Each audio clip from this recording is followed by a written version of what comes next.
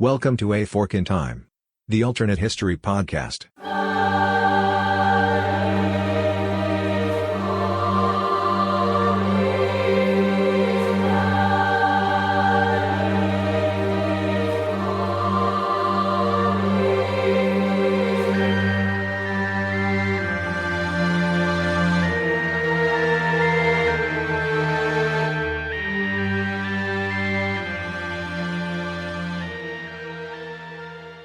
Back to A Fork in Time, the alternate history podcast. I'm joined today by Dylan Holzmer. Dylan.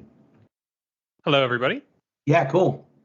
I keep trying to bait Dylan into coming up with his own intro. He likes mine. I'm gonna see. We'll come up with something. We're working on something. So today, was this originally your idea, Dylan, or was this? I think this is a version of a listener topic, I believe, from the Discord suggestions.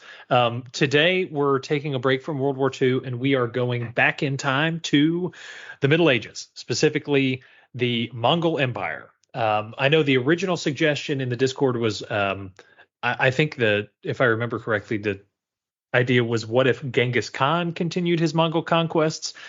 I kind of modified that a little bit because Genghis Khan died in his 60s. So if we keep him around, I don't think it's going to be for very long. So I found a sort of different way to take it. But basically, the gist of the idea for today is, what if the Mongol Empire continued their conquests into Europe in kind of early mid 1200s? So let me set a bit of a background just to give us kind of a lay of the land, sort of where we're sitting. Genghis Khan, Temujin, as his original name was, unites the Mongol Empire, starts a first round of conquests in the early 1200s, but dies in 1226, 1227. People aren't entirely sure, but basically that kind of time frame. Like I said, he was in his... Real quick, can you give us like a sense of what the Mongol Empire is when he dies, geographically? Yes. So Genghis Khan, when he dies, he leaves this. It is the largest empire in world history. It beats Alexander the Great, beats several different variations of China, beats the Roman Empire at its largest extent. This is the largest land empire the world has ever known.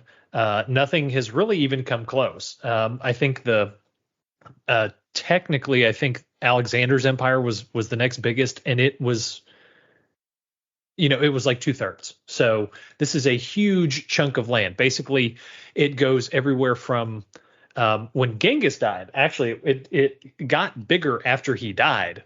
But even when Genghis died, it was the biggest land empire in the world. It went basically from the shores of the Caspian and from Georgia all the way to China, the sort of, outer edge of China, Inner Mongolia, kind of that area. And then it went from kind of Ukraine and sort of the Volga area in the north, all the way down to the Straits of Hormuz in Persia. They'd conquered pretty much everything that was remotely travelable, basically from all of the Mongol heartland into sort of Anatolia. So this is a huge empire. And Genghis then... He dies. He leaves 4 sons. Mongol tradition is that when a father dies, especially when a ruler, the sons have to decide who's going to inherit, who's going to take the title, and basically who is going to be the new person in charge. So not like a firstborn male. This is not what your sort of primogeniture would know. It's actually kind of a weird, squishy system. Tradition. It sounds like there's no rule per succession. Each succession is going to be done its own way based upon what the sons come up with. Yeah, there's kind of a general rule that the youngest son actually gets the title. So the idea is, you're a steppe tribe, you're nomadic. The older sons have more time to basically carve out their own footprint. The youngest son doesn't have the time to do that. So the idea is he gets the father's estate, whatever remains after being divvied up in the son's conquests. So it's kind of an ultimogeniture, but not Not really, because it's kind of unofficial. That's sort of like the normal rule, but people don't follow it all the time. Yeah, each time is going to be its own. Yeah, basically, it's like a family reunion to see, who wins the game of rock, paper, scissors to get dad's stuff, basically, is in terms of practicality what it amounts to. Just looking ahead and think about when we're going to release this is going to make for some interesting turkey conversations. Yeah. It's Turkey Day after a fashion. It's an interesting thing to say the least, and this happens. One of the reasons why when Genghis dies, this is kind of the last. There's a couple of other emperors of the sort of entire Mongol Empire, Khans, and then after that it kind of breaks apart. Part of that is because of this sense of succession. Like the Mongols just can't agree who's the one in charge. Because part of it is it becomes this sort of lineages of all of his different sons. So Genghis has 4 sons. He has Jochi, he has Chagatai, he has Ogadai, and he has Tolui. Jochi is the oldest son, but his mother was abducted and enjoyed is the word I'm going to use by a rival Mongol, tribesman when they were first starting out. So there were always these rumors that Jochi, his oldest son, was a bastard in the legal sense. He was not a legitimate son of Genghis, so he was not directly related to the bloodline. The other brothers kind of all implied that, probably because that meant that they were going to be able to maybe get more stuff. Genghis himself always said, look, he's my oldest son. He's part of the family. Everybody respect it. Originally, he wanted Jochi to be his heir, but things kind of fell apart. Couldn't get everybody on board, so he named Ogadai his heir, his sort of oldest, second oldest, real quote unquote son. Ogadai was one of the more competent ones. The only problem is he's a raging alcoholic. So Ogadai lasts for 5-6 years. Then his son Guyuk then becomes Khan. He also a raging alcoholic. There's a family pattern here. He lasts like 2 years, and then he's gone. So then they have lost an entire line of Genghis. So they have to start figuring out what happens.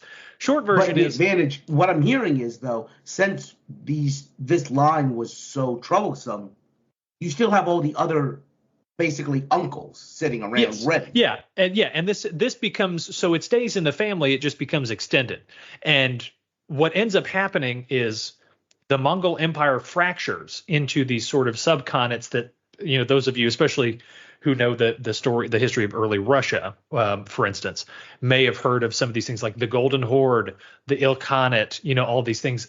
Basically, each of Genghis's sons and their descendants kind of had their own kind of quarter-ish of what was originally this overall empire. They got divided into these sort of sub-kingdoms. They ended up getting into some civil wars, and basically the whole thing just fractures apart. Nobody starts talking to each other. It's like your classic giant extended family reunion. After a couple generations, people will not talk to each other while they're trying to get coleslaw in the barbecue. The idea, though, is what if some of this gets nipped in the bud? So Ogadai, he still is, as Genghis' chosen successor, he's still around. He dies in 1241. Guyuk ends up fighting for a few years. He's actually not Khan for a few years. He dies in 1248. This is the magic moment. At the time, Batu Khan is probably the most famous of the generals directly in the family. He's joined in the conquest of the Kievan Rus in Bulgaria on the Volga, sort of what becomes modern day, kind of Western Russia and the Ukraine. He has joined in on invasions of Hungary, and he's attacked Austria and almost completely conquered, Poland and defeated their king in quite a few battles. And he's actually planning to keep going into Austria and sort of this southern Holy Roman Empire. When Guyuk dies, so his nephew, Guyuk dies, this is the moment where everybody's like, all right, call the horns. Everybody goes back to Mongolia for the family reunion. Let's figure out who the new Khan's going to be. Batu doesn't want to go. He originally actually has to get talked back from just continuing to conquer all of Western Europe. And Subutai Khan, one of the other generals, is like, yeah, you really got to go. This is your duty as a Mongol leader. Like, you have to go. He ends up kind of like leaving, but not really getting there on time. So he single-handedly, basically, this is how important Batu is. He essentially single-handedly delays the determination of who a new Khan is by like 4 years, because he just takes his sweet time coming back. He's like, yeah, I'm coming. I'm totally coming, but I'm not really. I'm going to kind of go back home for a bit. Long story short, when he gets to the Kurultai, this family reunion kind of deal, there's actually a movement to nominate him as the Khan. But he turns it down, says, no, I'm going to let my nephew Monkey, who is descended from Genghis's fourth son, Tolui. So we're back to the youngest son's, familial line now. Monkey becomes Khan. Batu basically says, I don't want it. There's kind of a question of how real that is. But either way, Monkey becomes the great Khan of the Mongol Empire.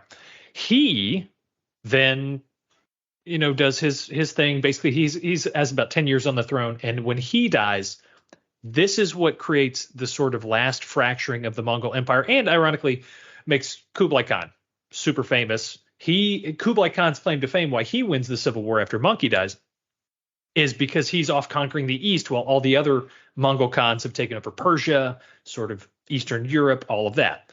So this is where my fork is instead of Monkey becoming the great Khan, Batu doesn't, do the humble thing, whether it's real or false humility. He takes the Khanship for himself, becomes the new Khan of the whole Mongol Empire at the Kurultai. So that's our fork. So we're sitting in 1248.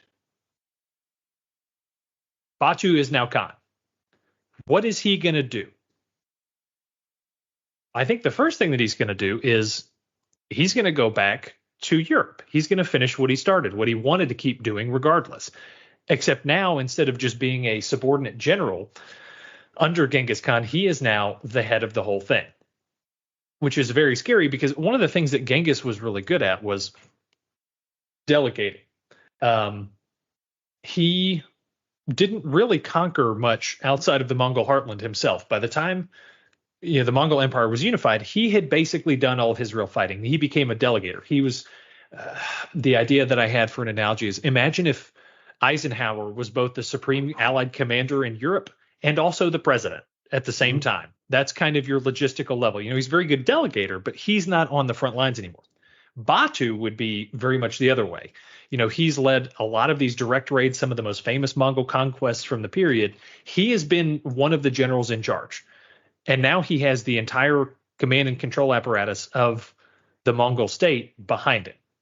So I think in the short term, what you're going to see is Batu keeps going into Western Europe. And I think that's going to be kind of an interesting diversion into what changes about this world, because in our timeline, the Mongols, because they didn't go into Western Europe, they sort of went south into Persia, into this sort of the Arab world, and actually quite a few of the Khans became Muslim. And actually one of them sacked Baghdad, and basically founded an entire new Islamic, sort of premier state in the remains of old Persia.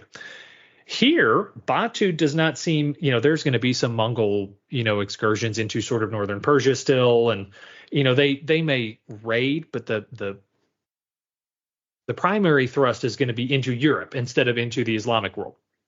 So, one, what does that do to Western Europe? Because this is to give people an idea of where Western Europe is at this point. This is still in the middle of the Crusades. The last of the Crusades will not happen for another 60 years or so. In the late 1200s is the last crusade, the doomed Eighth Crusade, if I get my crusades right. This is in the middle of the Sixth and Seventh Crusades. These are the last ones that really do stuff. The Latin Empire, the Fourth Crusades happened. It's kind of gone. This is the Crusade of the Kings, right? The yes. really famous big one. Yes, yeah. The All-Star show.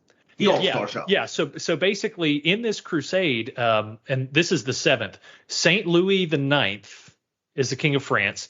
Henry III, the Plantagenets are still on the throne of England, so they have like half of France. Henry III is the dad to Richard, granddad, I forget. He's either the father or the grandfather of Richard III and King John.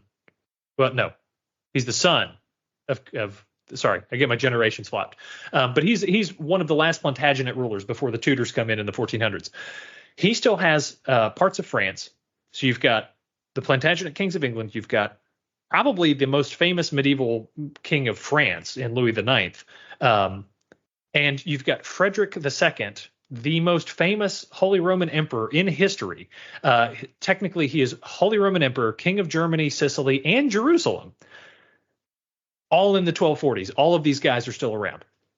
The Seventh Crusade is the big one in our timeline, but Louis actually dies in 1270 from dysentery while he's adventuring in Egypt on the Eighth Crusade. So this is kind of the time period we're playing in, sort of the last of the really big crusades as they start to fizzle out. But that's with a Mongol Empire that's focused much more on the Islamic world. So Western Europe, Christendom, if you want to call it that, their house is basically in order. They don't have much else pressing on them from any other direction. All they have, they can focus on, religious conflict with Islam. They don't have anybody breaking down their back door, as it were, which if you put Batu Khan in the mix with, 40 or 50,000 Mongol horsemen coming in the 1240s, that's going to distract a lot of people from what other adventures they might otherwise want to get into. Batu has already got some experience fighting in Austria, fighting against the Hungarians, fighting against the Poles. It's not inconceivable that he would at least be able to defeat the Holy Roman Empire on the battlefield and at least lay claim to the title. Not necessarily as a true, I want to be a Holy Roman Emperor per se, but this is another crown I can get. I have defeated you by right of conquest. It's mine. Whether he ends up actually controlling it, I don't. One, I don't really think is ever going to happen. I don't think the Christian lords would do it, but I also don't think he really cares enough. But it would fracture sort of the one remaining remnant of the old Roman order, because the Byzantines are basically on the way out. Constantinople hasn't fallen yet, but by this point, that's almost all they control. Between the Latin Empire and the emerging Ottomans, this is, they're kind of reduced. So the Holy Roman Empire is sort of the last vestige of the old Christian Roman sort of European medieval world order. So if the Mongols do some damage to that, does that shift the focus westward? Or does it unite some of the Christian kings against, instead of an Islamic threat, a Mongol threat? And at the same time, what does that do to the Mongols? Do they start absorbing some Christian ideas instead of Islamic ideas like they did in our timeline? So as somebody who spent a good bit of his formative years playing Age of Empires 2, you're forgetting another title that Frederick II had, which is anti-pope. Yes. Oh, yeah. Anti-pope. So he actually was excommunicated 4 times. Mm-hmm. He was excommunicated twice in one sitting. He didn't get recommunicated. He got excommunicated twice, which was my favorite fun fact. So the question, 2 things come to my mind. The first question is this. Just thinking about like geography and the area you're fighting in, there's almost thinking from European history, going back to the Romans, you have this idea that there's a giant plain that almost connects Poland to China. Mm-hmm. And you have horsemen every now and then show up across it, be they Hun, be they Mongol, be they whatever. Mm-hmm. Once you get into Germany, though, it kind of doesn't lend itself to the maneuver Mongol style of fighting. Yes. So the first question. So the first question is, do you think they'd still be able to take over? Because up until now, they've been fighting on what could almost be called home turf. Well, somewhat in the conquests of Russia and in Poland they have, but Batu, when he got called back to the Kurultai that in our timeline we say made him Khan, he's on the front steps of Vienna. So he's in some kind of mountainous territory. He's already gotten through Hungary. Granted the Hungarian plain is some pretty good, horse riding territory. I do think he would have some problems getting into southern Germany. The Alps I think would be a good barrier for him, but he could ostensibly get Vienna, and then maybe wheel around. So he could get into sort of the Berlin area, maybe, north on the sort of Jutland kind of area. I don't know that he would go up there, but sort of North Germany, I think he would be easily enough doable for him. And then that would essentially put the Christian, sort of mounted foot infantry into a sort of mountainous defensive position, because the French have heavy mounted units at this point. The Poles also kind of have. This is the sort of beginning. They're experimenting with some of their famous winged hussars, but Mongol cavalry fights very differently. It's not armored heavy lance charge fighting. It's circling, wheeling. The Mongol composite bow is an incredibly powerful weapon, but it's a lot of movement based stuff. So really their issue would be against stationary infantry. They can run circles around mounted heavy armor. So I think what you would probably see is you would see them attack into North Germany, get some PR damage, beat the Holy Roman Emperor up there and whoever else, and then have some trouble, pull back, and then you start seeing a mid 1250s ish that either sees them kind of banging their head against a wall up in the mountains, or maybe at that point they decide to wheel back down into Persia and sort of the Anatolian plain that is much more friendly mounted terrain. The other thing going through my mind is why I brought up the anti-pope thing. Barbarossa kind of doesn't play nice with others at times. That's the way to put it. Yeah. So I'm wondering, I'm sitting here and I'm like, okay, how much Christian help is he getting from specifically the French, but also the English, and really anyone else who's sitting here saying, well, maybe we could actually use the Mongols to take you down a peg? Yeah, so one of the ironic things, I'm glad you brought up the excommunication issue, because Frederick actually in the real timeline, he was planning on going to, I forget what ecumenical council it was, Council of Lyon, I think. The third time he was excommunicated, he was actually going to that council to advocate for a united defense against the Mongols. The only problem is nobody listened to him because he had been excommunicated 3 times.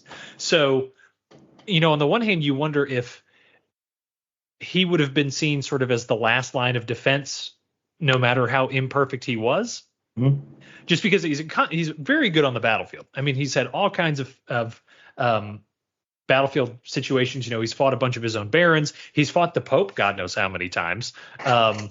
Tended to win on the battlefield more often than not, truth be told. So in the event you have a much more serious Mongol threat, I can see them kind of rallying around him. The French, I can kind of picture being on the same boat because they're continental. They have to worry if the Mongols get through North Germany, eventually they're going to be in France's back door too. I think England is the wild card. I don't really picture Henry trying to really use the Mongols against France. I can see him maybe kind of making waves and pretending to, more as kind of an agent of chaos than anything else. But I don't think there would be any meaningful communication. Actually, the most meaningful communication would probably be with the French, because Louis sent a Dominican friar to the Mongol court at one point in our own time, in our real timeline. Mm-hmm. Henry is going to have his own problems. I think he might want to try and use them, but the barons are going to give him too much trouble because they're still. Okay. This is after the Magna Carta has been signed, but the barons are still very much causing problems, having all kinds of trouble. So I think Henry is going to make noises about it, but he's never going to be able to get around to it because the barons are going to distract him. So the real question, I think, is it's going to be continental Europe, maybe with a whatever the British Navy or the English fleet is, because the Mongols are not really good with water. That there's a reason why George R.R. Martin based the Dothraki horde on them, and they don't want to touch the salt sea. Like these guys, they're good on land, not good on boats. So I think the real battleground is going to be sort of northern, maybe even northwestern Germany. That's going to be the Holy Roman Confederation, the French. The Italians are basically a non-entity at this point because it's all too many principalities. Spain's got their own thing going with the Reconquista. So it is France and Germany. And I think at best it ends up in a draw for Western Europe, at least in the short term. I don't think the Mongols have the long horizon in terms of vision to stick around and sort of do some of the sort of empire building that you would expect to see. I think they're going to win. They're going to demand, kind of like the Russian principalities, where they don't really care about ruling. They just want tribute, and they just want, if they ever have to come through, you give us food, you give us supplies, you stay out of our way. I very much imagine that kind of thing. And then they're going to turn back south. So I think in the short term, the long view of the Mongols ends up staying the same. It goes to Persia, it goes to the Arab world, it goes to Baghdad, and sort of the Holy Land. But there's a detour where they sort of smack around the poor backward Europeans first, and then they go on their way anyway. So that, I think, the political situation geographically in terms of conquest, I don't think changes all that much. I think it just is delayed slightly from our timeline. I think the main thing is that the Mongol Empire stays together for longer. Ostensibly, all of these four sons of Genghis and their descendants had, in quote unquote independent kingdoms, but they all swore fealty to the Mongol Khan. They all went on his campaigns and whatnot. And it really was when they couldn't agree on a unified Khan, like we talked about at the beginning, that's when they started to go their own way. So if you instead actually have a unified Mongol Empire, that presents a much more interesting cultural situation too, because you don't have all these Khans going off and converting to, one of them or two of them convert to Islam, one of them sacks Baghdad, takes a bunch of people. So you end up, I think, almost, and you may see, maybe this is what the Mongols take from the Holy Roman Empire, is they take a little bit of the organization of the whole unified system of the empire in terms of like a more formalized elector system or versions of it. Each line is an elector. Yes. Or a more formalized vote system. I think you're still going to end up seeing sort of a Perso, Afghani sort of Khanate, what was the Ilkhanate in our timeline, based in Persia. I think you're still going to probably still see Kublai go off into China and take, start a new Chinese dynasty, because the Mongols are right there. They're always going to go do that. But I think you would start to see this more unified, sort of agreed upon, like, okay, yeah, everybody has their own territory, but we all want to keep this empire together in the memory of Genghis. It's too powerful of a thing to waste. We want to keep it. And I think that presents the most interesting opportunities for stuff to change, because a consolidated Mongol Empire stretches from, Poland and Russia in the west to China in the east. This is an opportunity for, Christians to get pepper and spices and things, silk, gold, all these exotic goods from the east that doesn't involve going through the Holy Land, Muslim-controlled territory. The Mongols already have, they're already on the Silk Road just from their own development. somebody's going to, I guarantee you, take over China. So you're going to start having the administrative state from that end. So I think seeing some of the cross developments between Europe and China, I think basically the Eastern steppe is going to become much more of a melting pot than, traditionally it was after the Mongols kind of broke apart. However, I think you're also going to see, ironically enough, less spread from the Islamic world, because the conquest of Baghdad, one, it destroyed Baghdad, which a horrible loss for just general medieval culture, but it also allowed a lot of the scholars and experts of the Islamic world, especially things in the library of Baghdad, some of the writings and the philosophical sort of musings of the Islamic world. And by the way, not just the Islamic world, of the classical world as well. I'm mostly using Islamic just from a geographic sense. But yes, these guys, they had taken a lot of the classical texts from Alexandria, what they still had after the library burned down. All of these other places, a lot of these first translations were made by Islamic writers.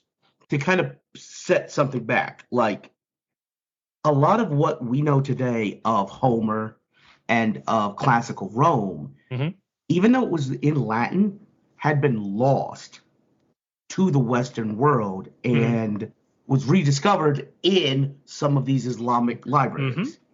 That and the sort of Arabic numeral system, which is not actually Arabic, it's actually Indian, but that then gets absorbed, let's say, into this new united Mongol Empire, and then maybe, just maybe, Europeans learn how math works a little bit sooner than in our historical timeline, and they become.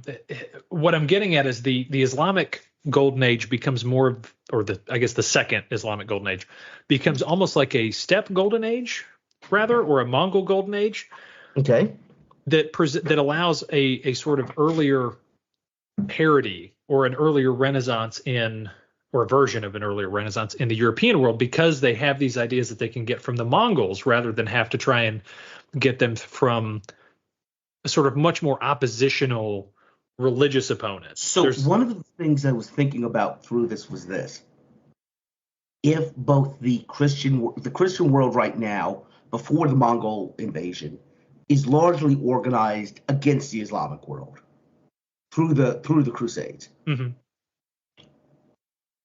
If both European Christendom and the Islamic world are facing a similar enemy, what are the chances of, from an intellectual perspective, almost an alliance of the people of the book? You're familiar with the term being, we all, because theologically, we're all derivatives of the same version of monotheism, right? Essentially. So I think that at the very least there would be a kind of détente. I don't know if I think there's enough bad blood between the Christians and the Muslims at this point that there would be a lot of trouble. But I think at least in the short term, especially once the Mongols back out of Western Europe, after the first round, and then go into the Islamic world again, I think there would at least be some recognition of, hey, let's put bygones aside for right now. We can come back to them later if we need to, but let's focus on what's really going on. And I think that's actually an interesting point, because we're not really that far removed from what you could actually call crusades into Eastern Europe and the Baltics, and sort of the rooting out of sort of Norse paganism and things like that, and Slavic paganism.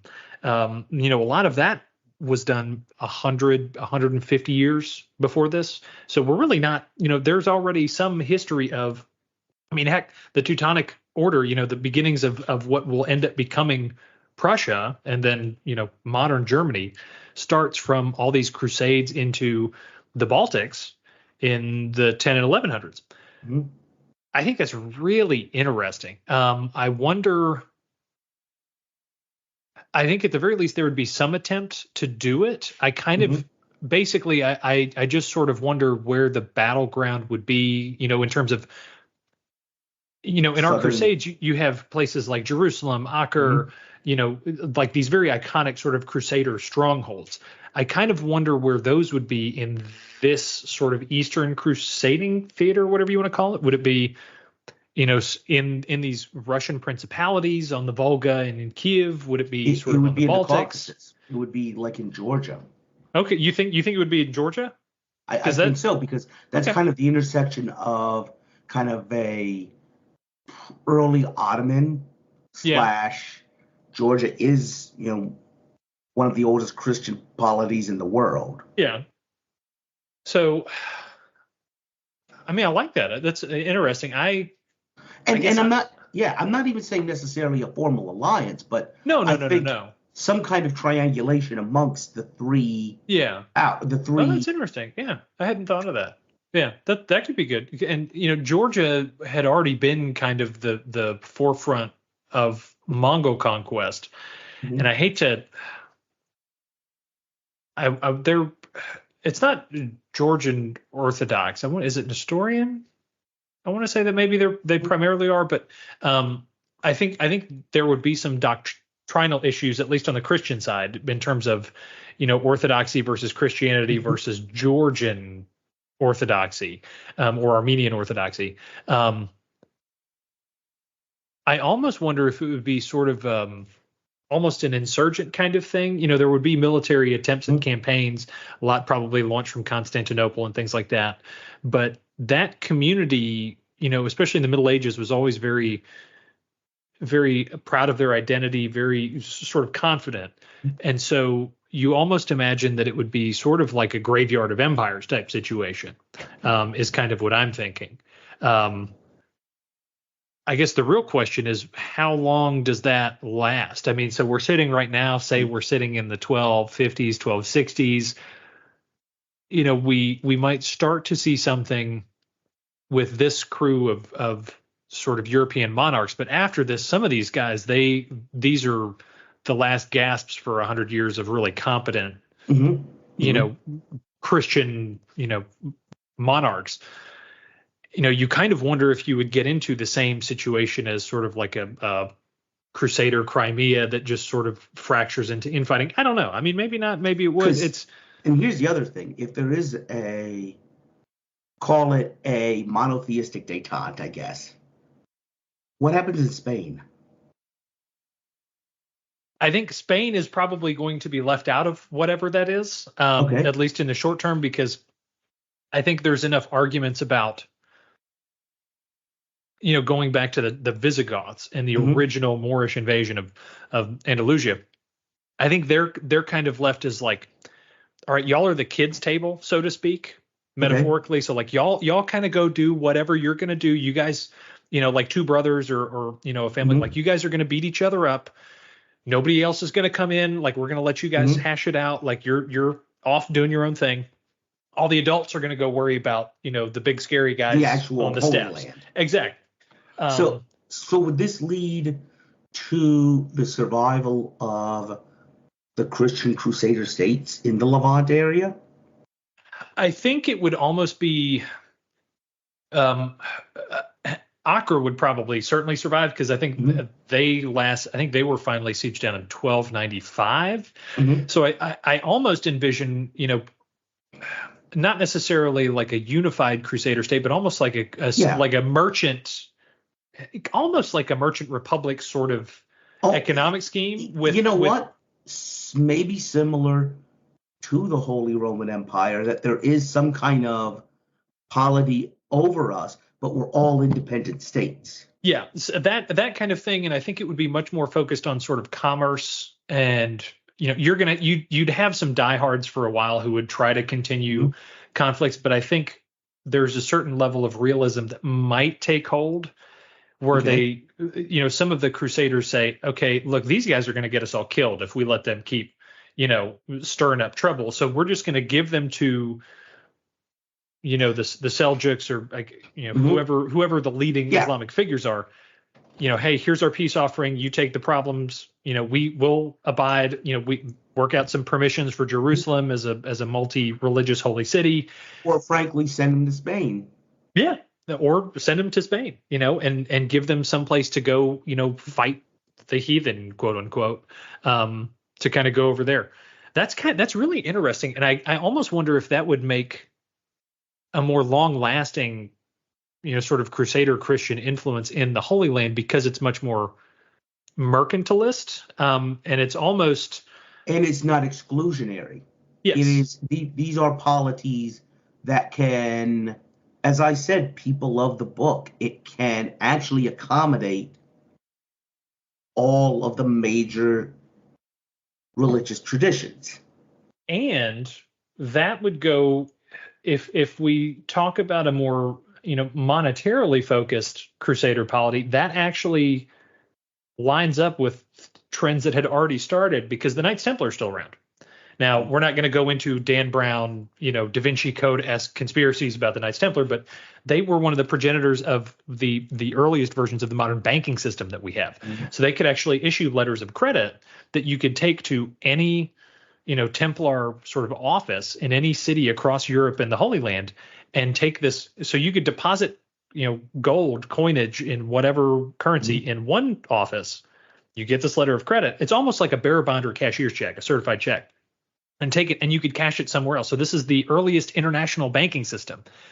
And I can envision, I don't know how realistic it would be, but I can envision a sort of, first bank of the Crusades, if we want to get kind of, jokey with it, but something like that would allow, especially if it's open to, Muslims and Jews, maybe on, not quite as favorable trade terms as with Christians, but something like that.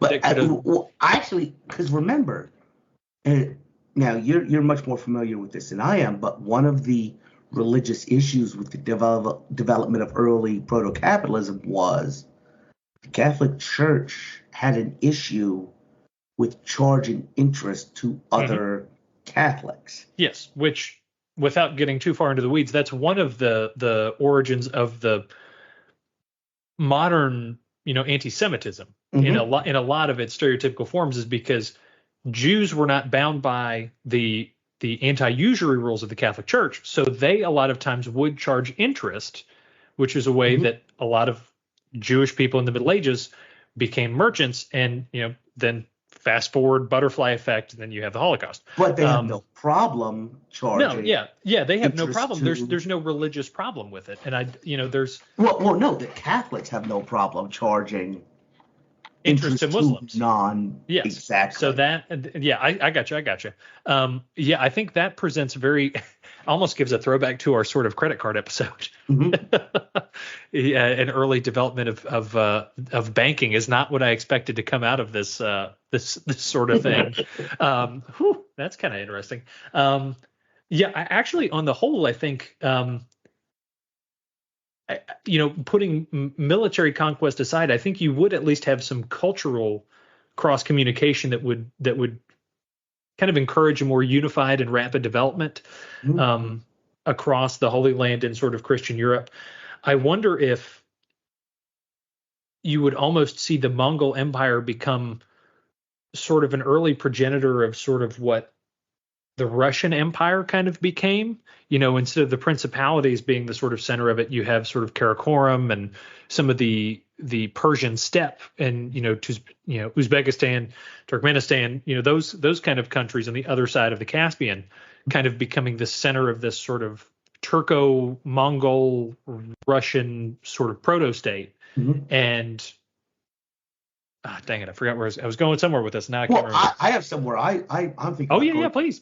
I'm thinking about, like, when you look at kind of a little bit after this, but post-Renaissance European conceptions of themselves, what was the derogatory name that the Western allies used against Germans in World War I? Oh, the Huns. Yeah. Yeah. And there's this concept of the Mongol effect on the Russian mind, academically, to this day. Yeah. Oh, yeah. And when you were sitting there talking about the areas that the Mongols would be attacking, the only thing I could think of was a couple thousand horsemen coming through the Fulda Gap. Exactly which for those of you that aren't familiar, the Fulda Gap is a part of the North German plain that was on the border of East and West Germany.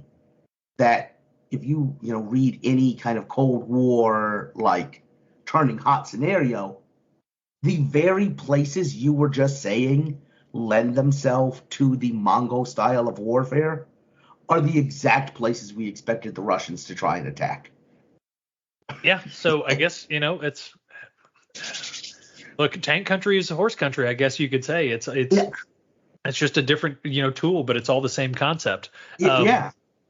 I do wonder if we would see any difference in China, and I will be the first person to admit I'm not really a Chinese history expert.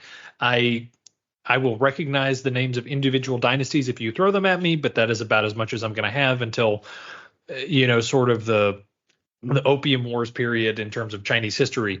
I do think that there's going to be some version of a Mongol, like a Yuan Empire, basically, like Kublai Khan taking over China as sort of one of these Mongol khanates. Even sort of like how a kingdom of Germany was theoretically in the Holy Roman Empire, but kind of not really, sort of a first among equals kind of thing. I can even imagine some version of that. I guess the real question is, does that mean that the Mongols try to go after Japan still? Or do they, because they've got so many other irons in the fire, they've got so many other places to be, do they at least leave the Japanese be for the time being? I get back to what you were saying about having, by the way, never even seen an episode of it, but I like what you were saying about the Mongols being Dothraki. And that is very much what happened in Japan. Yeah. They don't like the sea. Yeah. And horses don't like boats. They got in a little bit of trouble that way. And yet, you're sitting there saying, well, maybe Japan, but if you look at the actual history of it, that Mongol-Chinese Empire actually went into Southeast Asia. Yeah. And that was what I was going to say, is maybe they detour.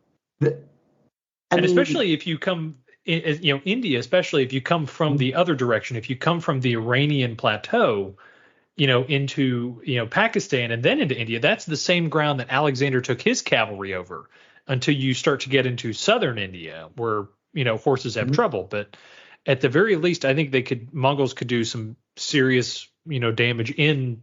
But here's my thing.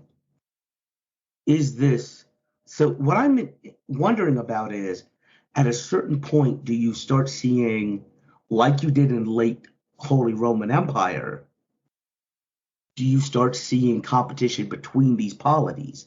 Because the polity that would be in control of Persia, the Neo-Econ Khanate, whatever polity that is, that you're talking about that would have access to this route, is not Yuan Mongol-Chinese dynasty that would be coming out of the, Yeah, I think for at least a couple hundred years, you probably wouldn't, because there's enough of a recognition of, okay, we're all sort of, all these lineages from the different sons of Genghis Khan. I think after a while you probably would, because I think you would also start seeing pushback from sort of a on the rise Ottoman Empire, kind of in the same way. You see sort of an Ottomans coming from sort of the outside and What about the Middle Eastern Mongol? Yeah, whoever has the Persian whatever. Yeah, becoming the almost Shia. I'm seeing them controlling a lot of Shia areas. Oh no, 100%. That being their foothold in the Levant. Well, and I think that basically, history doesn't repeat, but it does refrain on itself. That, I think, in this timeline, essentially what we're looking at is one of the sub, territories under this overarching Mongol Empire being what later became the Timurid Empire. Under Tamerlane, Timur the Lame, where you had, the only reason Timur couldn't claim the caliphate, which he very much wanted to do, was because at the time, and I don't, please don't ask me to quote sort of like specific Islamic theological rules, but at the time, and maybe still to this day, there is a sort of, I don't know if it's an official or unofficial rule, but basically it says that the caliph of Islam has to be from the tribe that Muhammad came out of. That is, as I understand it, that is one of the divisions between Sunni and Shia. Sunni and Shia. Okay. Sunni believe they could be of the tribe and it could just be an ally. Yeah. Shia the other wants ones you believe to it has to be be direct familial descendant. bloodline. Yeah. So either way, there's a problem with the title to claim, but I don't think that there's. But here's the thing. What's to say there's not, and this happens all the time. If we're talking about a Mongol kind of Persian Shia royal family, there's a very easy way. I mean, marrying into the. What's the statistic we always hear that something like a crazy percentage of the world's population? Oh, it's like 60% of people are technically related by blood to Genghis Khan or something like that. Yeah, exactly. Yeah. Exactly. Yeah, that's interesting. I didn't think about that. Yeah, you could, because that's essentially what the Ottomans did after a while. Yeah. So that could be very interesting. And so you can have kind of a Shia Mongol alliance and a Sunni Christian alliance. Well, I think what you would probably see actually in the Mongol Empire is and they, some of the early Islamic empires were also famous for doing this, and the Romans did this, a good bit. Basically, the Mongols didn't care who you worshiped; they just wanted you to pay your taxes. Right. And a lot of, especially the Mongols, were particularly good at finding skilled administrators, bureaucrats. Basically, they took whatever. They were very good at identifying the problem areas of the administrative apparatus that they conquered versus the well-oiled parts, and they kept the well-oiled parts and they just weeded out the problem areas. If you look at anything about early Muscovy Russian history, there were Russian polities under what are called the Mongol yoke, and these polities, they ran themselves, and the early Russian heroes paid tribute to the Mongol Khan and became Russian heroes by stopping paying these taxes. Yeah. Well, and a lot of Mongols actually converted to Islam, when they started ruling over areas. So where I was kind of heading is, I can very much see a sort of an Islamic Khanate in sort of Persia, a kind of Orthodox Christian, and if not, overtly Orthodox, but at least influenced sort of Russian steppe Khanate. And then you've got your sort of Buddhist Confucian, Chinese empire, and your Tengri, kind of Skyfather original sort of a Mongolian steppe. So you might actually see the beginnings of a sort of religious, multi-religious empire, at least for a time. I don't know if it would last, but at least it would. But does that, once you start having that, I mean, by the way, we've already just established a multi-confessional state in like the Holy Land, which is a big deal in and of itself. But if you start seeing the development of, hyphenated, the best way I could think of it is hyphenated Mongols, kind of like you had in the United States, the concept of hyphenated Americans right before World War I, where, the Irish Americans, are they really full Americans? But you have these hyphenated Mongol states. Is this where you start seeing, does the Orthodox Mongol state start seeing its interest with the Russians, and the Buddhist Mongol state start seeing its interest with a Han Chinese empire? And is that what leads to? Does that lead to fractures within the Mongol polity? That's kind of where I was thinking route would go. I think that is what would end up doing it. I think just becomes a question of when. There's a certain sort of religious fanaticism component, but there's also a real politic component that would be, you can't expect people that are that diverse, that cover that many cultures over that much territory, to agree all the time for, thousands of years. It's just statistically impossible. I wonder if that would be sort of the breakup that you would see sort of, I'm envisioning maybe in the late 1500s, early 1600s, sort of like during the peak age of European discovery, sees the breakup, just in terms of a time correlation, sees the sort of breakup of the Mongol state. But that then begs the question, okay, if you have this connected Mongol state that is, at least up until then, survived, what does the age of discovery look like? Because they don't need to go around the Ottoman chokehold like they did in our timeline. You may still have some people like Columbus and Vespucci and Francis Drake and whatever that are probably still known as great navigators, but I don't think you would see anything like the level of the Treaty of Tordesillas splitting up an entire hemisphere. You'd probably see individual colonies. We literally have also been talking about some serious changes to the Iberian Peninsula. So I think there would be some version of Andalusia or Grenada would last. Throwback to our sort of Inquisition episode. I think this is a world where, because of the sort of at least somewhat détente between Islam and Christianity, you would see some version of Grenada or Andalusia last for, say at least another 100 years, mostly because there's not as much firepower on the Christian side. So it's just they're fighting among themselves. Or do you see kind of a split between the Levant is what happens when we work together? Iberia is what happens when we don't work together. Yeah. Because we had talked about kind of exporting some of the firebrand troublemakers over there.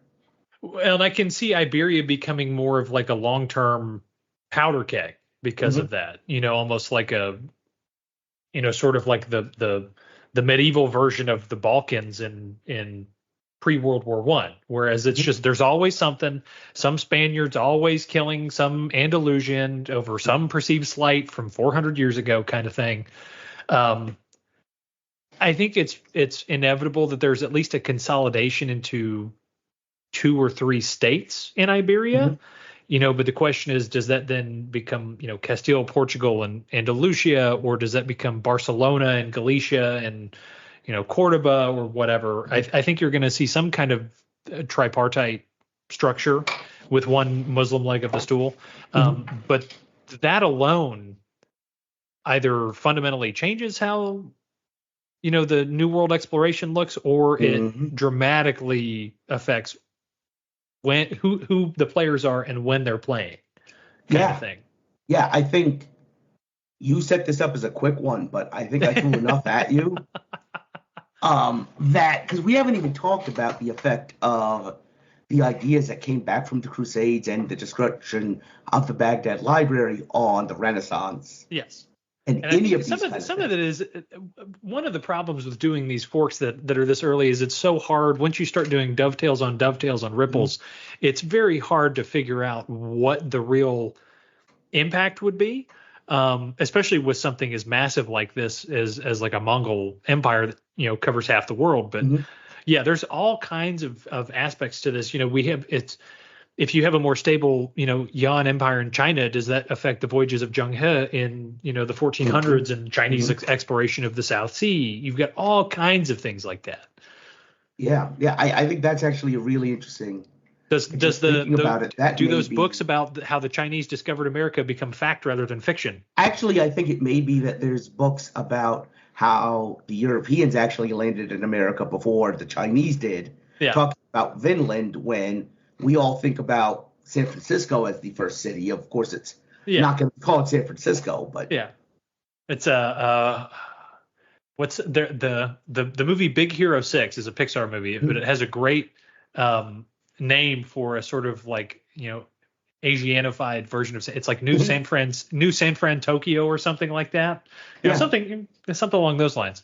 I think the New World colonial aspect of this is just something that it's kind of mind-boggling to know even what it would look like.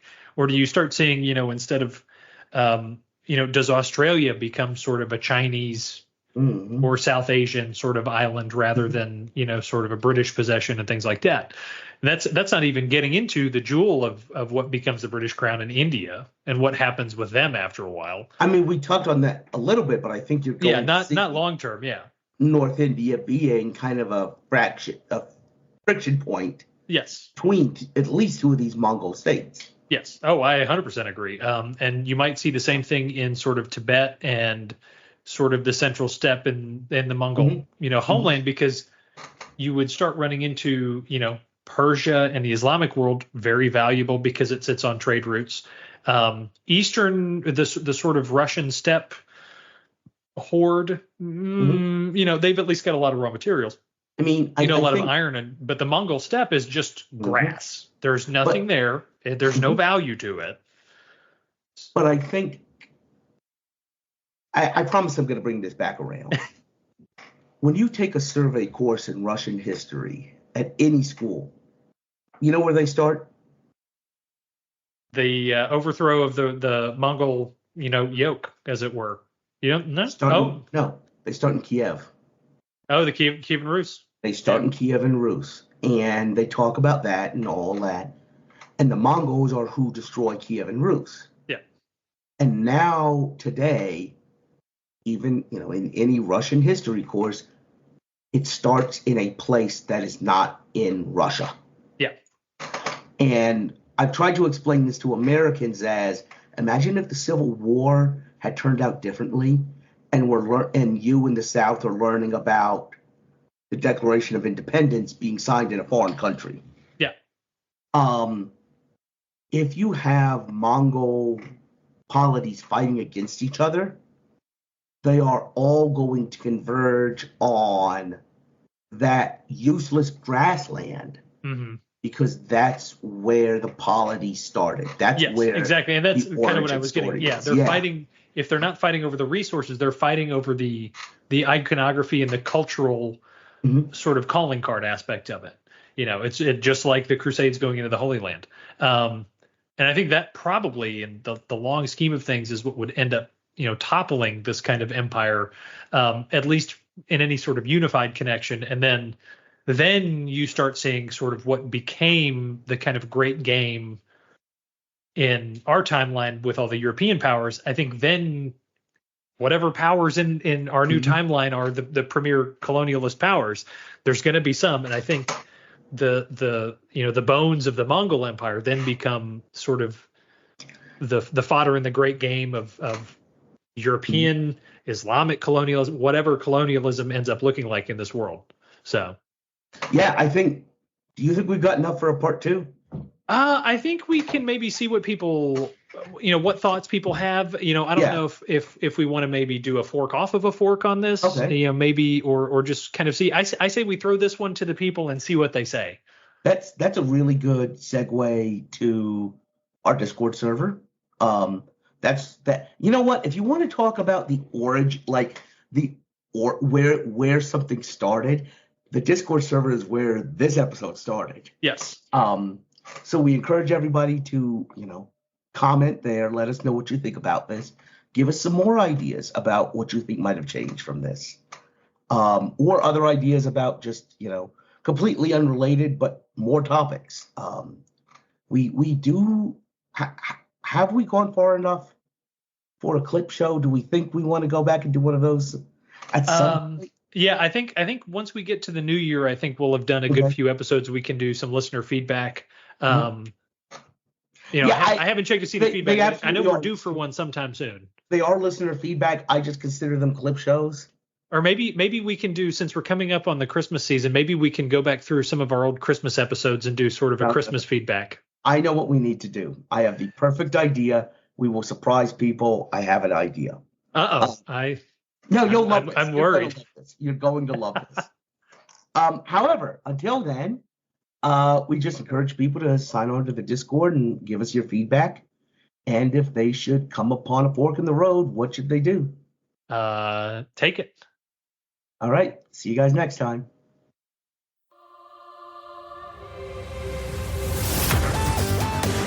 Thanks for listening to A Fork in Time, the alternate history podcast. Learn more and provide feedback by visiting our website at www.aforkintimepodcast.com. Connect to us on Facebook at facebook.com/aforkintime or follow us on Twitter at AFIT Podcast. If you want to support the show financially, visit our Patreon page at patreon.com/aforkintime. We hope you will join us next time.